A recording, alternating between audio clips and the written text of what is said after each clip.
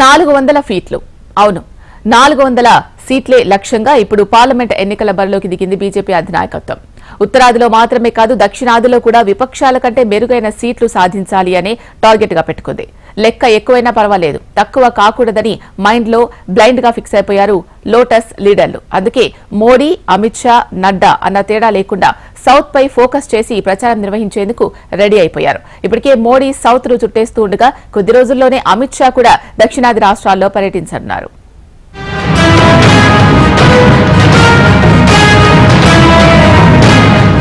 ఇది సౌత్, ఇక్కడ బీజేపీ పప్పులు ఉడకవు అని ఇన్నాళ్లు కాంగ్రెస్ తో పాటు దక్షిణాదిలోని ప్రాంతీయ పార్టీలు అనుకునేవి. కానీ ఆ పరిస్థితిలో మెల్లగా మార్పు వస్తున్నట్లు కనిపిస్తోంది.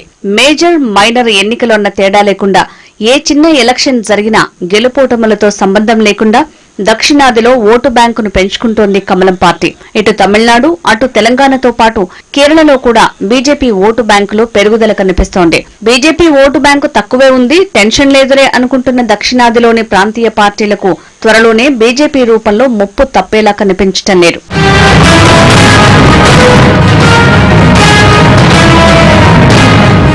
తెలంగాణలో అసెంబ్లీ ఎన్నికల నుంచే గ్రౌండ్ వర్క్ చేశారు బీజేపీ పెద్దలు. పార్లమెంటు ఎన్నికల నాటికి పూర్తిగా బీజేపీ పార్టీ అనుకునేలా పరిస్థితి మారిపోవాలన్న ప్లాన్ అప్పుడే వేశారు. కట్ చేస్తే ఇప్పుడు తెలంగాణలో కాంగ్రెస్ వర్సెస్ బీజేపీ అన్నట్లుగా పరిస్థితి తయారైంది. నిన్నటి వరకు రాష్ట్రంలో అధికారంలో ఉన్న బీఆర్ఎస్ పార్లమెంటు ఎన్నికల్లో ఏ మేరకు ప్రభావం చూపుతుందంటే చెప్పడం కష్టంగా మారింది.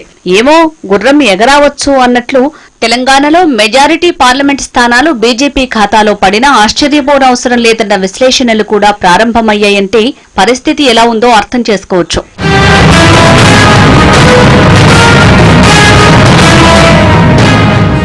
ఇక ఆంధ్రప్రదేశ్ విషయానికి వస్తే బీజేపీ కంటే నోటాకే గత ఎన్నికల్లో ఎక్కువ ఓట్లు వచ్చాయని అధికార వైసీపీ నేతలు పెద్ద ఎత్తున విమర్శలు గుప్పిస్తున్నారు. నిజానికి గత అసెంబ్లీ ఎన్నికల్లో బీజేపీ కంటే నోటాకే ఎక్కువ ఓట్లు పోలయ్యాయి. ఏపీలో అంత వీక్ గా ఉన్న బీజేపీ పార్టీలో పొత్తులో భాగంగా 6 పార్లమెంట్ స్థానాలు సంపాదించుకోగలిగింది. సీట్లు, ఓట్లతో సంబంధం లేదు, అధికారం మొత్తం మన చేతుల్లోనే ఉందిగా అన్నది బీజేపీ కాన్సెప్ట్ గా అర్థమవుతోంది. ఏపీలో అధికార వైసీపీ ఇన్నాళ్లు కేంద్రంలో ఉన్న బీజేపీకి అన్ని విధాలా సహాయ సహకారాలు అందించింది. ఇటు టీడీపీ కూడా అధికారం కోల్పోయిన తర్వాత బీజేపీని పల్లెత్తు మాట అన్న పాపాన పోలేదు. ఎవరి అవసరాల దృష్ట్యా వాళ్లు బీజేపీతో సన్నిహితంగా మెలిగారు.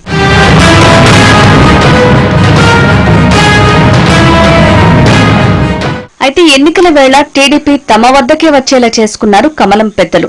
మీకు ఎన్ని సీట్లు కావాలో చెప్పండి బాబు అంటూ చంద్రబాబే అడుక్కునేలా చేసి ఏపీలో బలమైన ఓటు బ్యాంకు లేకున్నా 6 పార్లమెంటు సీట్లు పొత్తులో భాగంగా దక్కించుకోగలిగారు. తమకు ఆప్తమిత్రుడు టీడీపీ తర్వాత కాస్తో కూస్తో ఏపీలో బలంగా ఉన్న పవన్ కళ్యాణ్ కి ఓ 2 పార్లమెంటు సీట్లు ఇచ్చేసి సర్దుకోమన్నారు. ఇలా గడిచిన 5 ఏళ్లు అధికారంలో లేకున్నా చక్రం తిప్పిన బీజేపీ హైకమాండ్ ఇప్పుడు ఎన్నికల వేళ పొత్తు పెట్టుకుని పార్లమెంటు సీట్లు పెంచుకునేందుకు పెద్ద స్కెచ్చే వేసింది.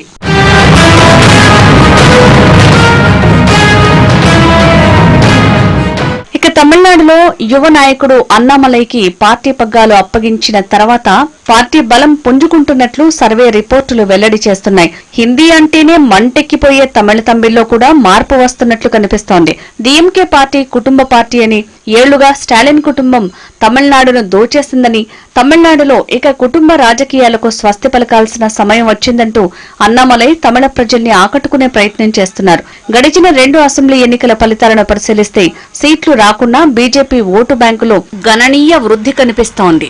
ఓటు బ్యాంకు పెరుగుదల ఇలాగే పెరుగుతూ పోతే తమిళనాడులో కూడా బీజేపీ ఖాతా తెరవడానికి ఎక్కువ సమయం పట్టదన్న అంచనాలు వెలువడుతున్నాయి.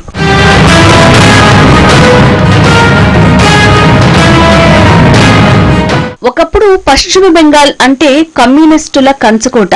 అలాంటి కంచుకోటను బద్దలు కొట్టారు తృణమూల్ అధినేత్రి మమతా బెనర్జీ. కట్ చేస్తే ఇప్పుడు మమతా బెనర్జీని మొప్పతిప్పలు పెడుతున్నారు బీజేపీ నేతలు. ఏ చిన్న అవకాశాన్ని వదులుకోకుండా మమతను గద్దె దించేందుకు ఉన్న అన్ని అస్త్రాలను ప్రయోగించేందుకు బీజేపీ హైకమాండ్ అలర్ట్ గా ఉంది. సేమ్ ఇదే సిచ్యువేషన్ ని కేరళలో తీసుకొచ్చేందుకు బీజేపీ హైకమాండ్ ప్రయత్నిస్తున్నట్లు కనిపిస్తోంది. ప్రస్తుతం దేశంలోని అన్ని రాష్ట్రాలతో పోల్చితే కేవలం కేరళలో మాత్రమే కామ్రేడ్లు బలంగా ఉన్నారు. కమ్యూనిస్టుల ప్రస్తుత కంచుకోటను బద్దలు కొట్టి ఇటు కాంగ్రెస్ కి కూడా చెక్ పెట్టాలని తహతహలాడుతోంది బీజేపీ అధినాయకత్వం.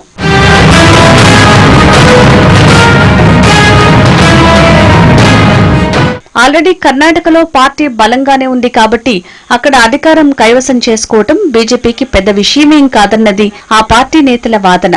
ఇక మిగిలిన రాష్ట్రాల్లో పాగా వేసి నార్త్ లో ఉన్న ఆ కాస్త లోటుని సౌత్ తో భర్తీ చేసుకోవాలన్న భారీ స్కెచ్ ని బీజేపీ పెద్దలు అమలు చేస్తున్నారు. అందుకోసం మోడీనే నేరుగా రంగంలోకి దిగినట్లు కనిపిస్తోంది. ఉత్తరాదిలో భాయ్యో బెహనో అంటూ ముద్దు మాటలు చెప్పాల్సిన మోడీ దక్షిణాదిపై దండయాత్ర చేస్తున్నారు. కాళ్లకు బలపం కట్టుకున్నట్లు సమయం లేదు మిత్రమా అంటూ సౌత్ లోని అన్ని రాష్ట్రాలను చుట్టేస్తున్నారు.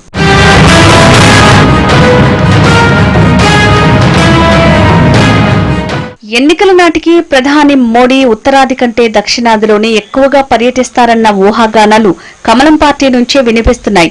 మేరా సాథియో దేశ్వాసియో అంటూ ఇక మోడీ డౌన్ సౌత్ నుంచి మొదలుపెట్టి కర్ణాటక బార్డర్ వరకు గర్జించేందుకు సిద్దమయ్యారని తెలుస్తోంది. మతతత్వ పార్టీ అంటూ హడావుడి చేసే ప్రాంతీయ పార్టీల లీడర్ల తోకలు కట్టేసేందుకు అమిత్ షా ఎలాగూ ఉండనే ఉన్నారు. ఇటు మోడీ అటు షా ఈ ద్వయం ఇప్పుడు సౌత్ పై నజర్ వేసి ఎన్ని వీలైతే అన్ని పార్లమెంట్ స్థానాలు కొల్లగొట్టేందుకు రెడీ అయిపోయినట్లు కనిపిస్తోంది.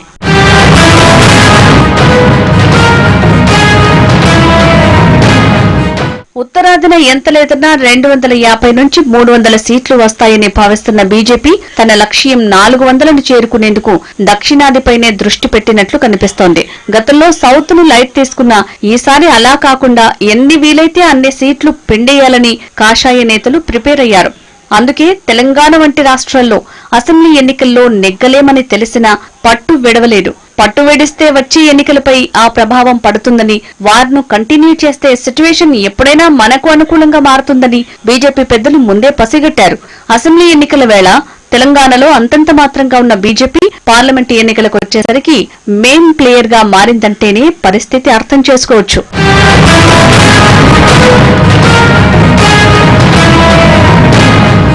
మొత్తంగా సౌత్ ని లైట్ తీసుకునేందుకు బీజేపీ సిద్ధంగా లేదన్న విషయం స్పష్టమవుతోంది. ప్రాంతీయ పార్టీలు బలంగానే ఉన్నాయన్న అంశంతో పాటు 2 రాష్ట్రాల్లో కాంగ్రెస్ అధికారంలో ఉందన్నది ఎంత నిజమో, మోడీ ప్రధాని పగ్గాలు చేపట్టినప్పటి నుంచి దక్షిణాదిలో బీజేపీ ఓటు బ్యాంకు క్రమంగా పెరుగుతుందన్నది కూడా అంతే నిజం.